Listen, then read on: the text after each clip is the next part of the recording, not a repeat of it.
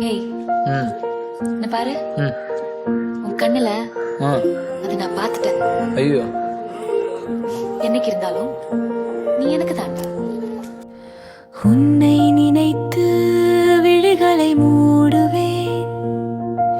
என் விழிகளின் கனவுகள் நீதானடா. என் இதழ்களின் ஓசைகள் மறந்ததுவே. என் இசைகளின் இலக்கணம் நீதானடா. எனக்கு வேறொரு